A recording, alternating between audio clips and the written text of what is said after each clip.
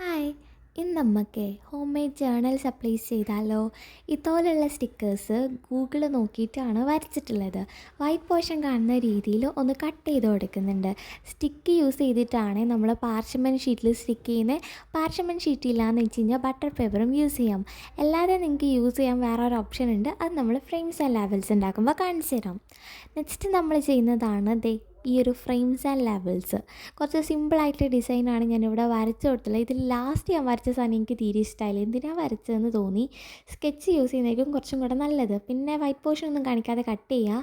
And ലേബൽസിനെ frames ആക്കി കാണിക്കാൻ പോകുന്ന മെത്തേഡാണ് ഇത്. വളരെ സിമ്പിളാണ്. കുറച്ച് കോംപ്ലിക്കേറ്റഡ് ആയിട്ടുള്ള ഫ്രെയിം വരച്ചിട്ടുണ്ടെന്നുണ്ടെങ്കിൽ ഇങ്ങനെയൊക്കെ ചെയ്യാം. എല്ലാ പേപ്പർ കട്ടർ യൂസ് ചെയ്താലും മതി. എല്ലാം നോർമലായിട്ട് സിമ്പിളായിട്ടില്ലാന്നുണ്ടെങ്കിൽ ജസ്റ്റ് ഫോൾഡ് ചെയ്യുക, ഇതുപോലെ കട്ട് ചെയ്യുക. പിന്നെ വൈറ്റ് ഏരിയ ഉണ്ടെന്നുണ്ടെങ്കിൽ ജസ്റ്റ് ഒന്ന് ഷെയ്ഡ് ചെയ്ത് കൊടുക്കുക. നെക്സ്റ്റ് ഇതുപോലെയുള്ളൊരു വേസ്റ്റ് പേപ്പർ എടുത്തിട്ട് ടപ്പ് സ്റ്റിക്ക് ചെയ്ത് കൊടുക്കുക. അപ്പോൾ ഇതാണ് നമ്മളെ പാർച്ച്മെൻറ്റ് ഷീറ്റിന് പകരമുള്ള വേറൊരു ഓപ്ഷൻ. ഇനി സ്റ്റിക്കി നോട്ടിൽ കുറച്ച് ബ്രഷ് പെന്ന് വെച്ചിട്ട് ഡിസൈൻസ് ഒക്കെ ചെയ്ത് കൊടുക്കുന്നത് ചെക്ക് ഡിസൈൻസ് ആണ് ചെയ്യുന്നത്.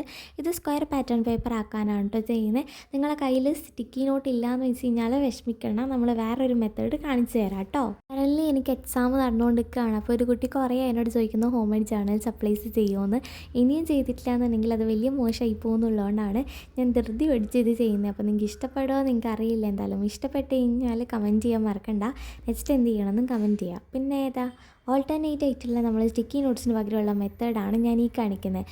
ഒരു വൈറ്റ് പേപ്പറിൽ നിങ്ങൾക്ക് ഇഷ്ടമുള്ള ഡിസൈൻസ് ഇതുപോലെ ഒന്ന് സ്കെച്ച് ചെയ്ത് കൊടുക്കാം. ഞാൻ ബ്രഷ് പെൻ വെച്ച് ചുമ്മാ ലൈൻസ് ഇങ്ങനെ വരച്ചു കൊടുക്കുകയാണ്. ഞാൻ ഇത്രക്കാരം ഉണ്ടാക്കിയിട്ടുണ്ട്. ഇനി ഇതെല്ലാം കൂടി കൂട്ടി വെച്ചിട്ട് നമ്മൾ ഒരു ക്ലിപ്പ് വെച്ചിട്ട് സെക്യൂർ ചെയ്യുന്നുണ്ട്. എന്നിട്ട് മേൽഭാഗത്ത് ഗ്ലൂ വെച്ചിട്ട് ഇതുപോലൊന്ന് അപ്ലൈ ചെയ്ത് കൊടുക്കുന്നുണ്ട്.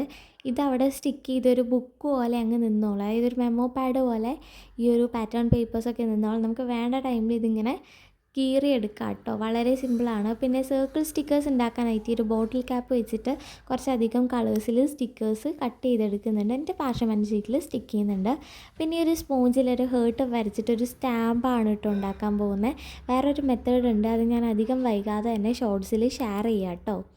അപ്പോൾ ഇതിനി ഒരു കാർഡ്ബോർഡിൽ ഇതുപോലെ സ്റ്റിക്ക് ചെയ്ത് കൊടുക്കുന്നുണ്ട്. നിങ്ങൾക്ക് ബോട്ടിൽ ക്യാപ്പിലും സ്റ്റിക്ക് ചെയ്യാം കേട്ടോ. പിന്നെ ഇതുപോലെ ഒരു ആക്രിലിക് പെയിൻ്റൊക്കെ ഇതിൻ്റെ മേലെ ആക്കി ഇത് പ്രിൻ്റ് ആവുന്നുണ്ട്. വളരെ സിമ്പിളാണ്. അപ്പോൾ എല്ലാവരും ട്രൈ ചെയ്യുക. അപ്പം നമ്മൾ മെമ്മോ പാഡ് ഇവിടെ റെഡി ആയിട്ടുണ്ട്. എങ്ങനെയുണ്ടെന്ന് പറയാൻ മറക്കണ്ട കേട്ടോ. പിന്നെയാണ് നമ്മൾ കോഡ് സ്റ്റിക്കേഴ്സ് ഉണ്ടാക്കുന്നത്. ഇതില്ലാത്തൊരു ജേർണൽ സപ്ലൈസ് ഉണ്ടാവില്ലല്ലേ. ഈ ഒരു കോഡ് സ്റ്റിക്കേഴ്സ് ഞാൻ കുറച്ച് ഗൂഗിളിൽ നിന്ന് കോഡ്സൊക്കെ റെഫർ ചെയ്തിട്ടാണ് ഉണ്ടാക്കുന്നത്. വൈറ്റ് ഷീറ്റിലാണ് ഞാൻ ഉണ്ടാക്കിയിട്ടുള്ളത്.